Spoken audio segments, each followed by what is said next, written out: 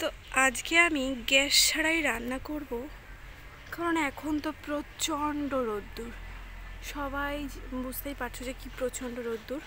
তো আমি ভাবলাম গ্যাস পুড়িয়ে রান্না না করে রোদ্দুরেই রান্না করব। তার জন্য এখানে ফ্রাই প্যানটা বসিয়ে দিয়েছি, গরম করে নেব। তো ফ্রাই প্যানটা আমি বসিয়েছি, 5 মিনিট হয়েছে। তো হাত দিয়ে দেখলাম প্রচণ্ড তাপ, তো প্রচণ্ড গরম হয়ে গেছে, কারণ ট্যাঙ্কির জলই টকবক করে ফুটছে, এতটা প্রচণ্ড গরম ট্যাঙ্কির জল। তো ভাবলাম গ্যাস পুড়িয়ে রান্না না করে রোদ্দুরে রান্নাটা করব। তো আমার সব রান্নাবান্না কমপ্লিট হয়ে গেছে।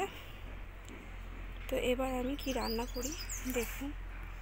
আজকে করব ডিম পোচ, আগের থেকে বলে দিলাম যে কি করব। তো কড়াইতে আমি ডিম ভাজার জন্য তেল দিয়ে দিয়েছি। তেলটাকে এবার গরম করে নেব, আরও 5 মিনিট এভাবে রেখে দেব। তো তেলটা 5 মিনিট হয়ে গেছে, ভালো করে গরম করে নিয়েছি আর ডিম নিয়ে নিয়েছি। ডিমটাকে ফাটিয়ে নিচ্ছি, দিয়ে দেবো ডিমটা। তো ডিমটা এখানে দিয়ে দিয়েছি, এবার ডিমটা ভাজার ওয়েট করব।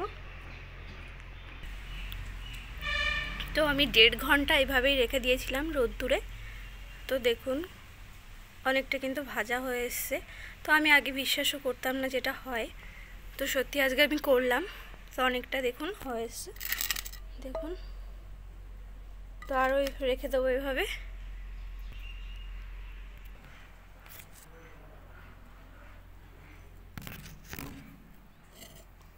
তো দেখুন আমি আরও 2.5 ঘন্টা পর চলে এলাম। তো 2.5 ঘন্টা পর তার মধ্যে আমি সামান্য একটু নুন ছিটিয়ে দিয়েছিলাম। তখন আরও 2.5 ঘন্টা পর এলাম। দেখুন ডিমটা কিন্তু একদমই পোচ হয়ে গেছে। তো আমি সোজা ভিতরে নিয়ে চলে এসেছি, কারণ ছাদে এতটাই গরম যে আমার পা পুরো জ্বালা করছে, পায়ের নিচে প্রচণ্ড জ্বালা করছে, কারণ আর গরমে একটু ওখানে থাকাই যাচ্ছে না 1 সেকেন্ডও। তো ডিমটা কতটা কেমন পোচ হয়েছে বা কতটা সিদ্ধ হয়েছে সেটা আপনাদেরকে দেখাচ্ছি। এই যে দেখুন, এটা কিন্তু একদম সিদ্ধ হয়ে গেছে, কুসুমটাও হালকা নরম আছে, যেটা পোচ হয় যেমনই তেমন। দেখতেই পাচ্ছেন কত সুন্দর হয়েছে। আর যেহেতু বহু সময় এভাবেই ছিল, তো এই সাইডগুলো খুব মুচমুচা হয়ে গেছে, দেখতেই পাচ্ছেন। তো কেমন লাগলো আমার এই ভিডিওটি অবশ্যই কমেন্টে জানাবেন। ভালো লাগলে বন্ধুদের কাছে প্রচুর শেয়ার করবেন। সবাই ভালো থাকবেন। ফিরে আসবো আবার নতুন কোনো রেসিপি নিয়ে। নমস্কার।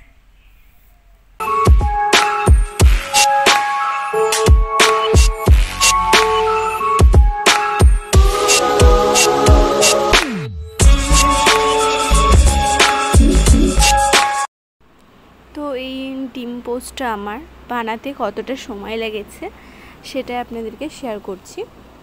আমি এটা শুরু করেছিলাম 11টার সময়। আমার 11টা থেকে এখানে 4টে বেজে গেছে করতে, কারণ লং টাইম অনেকটা সময় লেগেছে। কিন্তু সকালবেলা 11টা থেকে বিকাল 4টে পর্যন্ত। এখন বিকাল 4টের সময় কিন্তু প্রবল রোদ্দুরও গরম।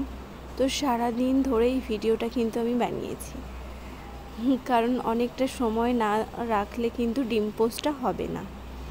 তার জন্যে এতটা সময় ধরে রাখতে হবে, কারণ আমার এতটা সময় লেগেছে সেটাই আপনাদেরকে শেয়ার করলাম।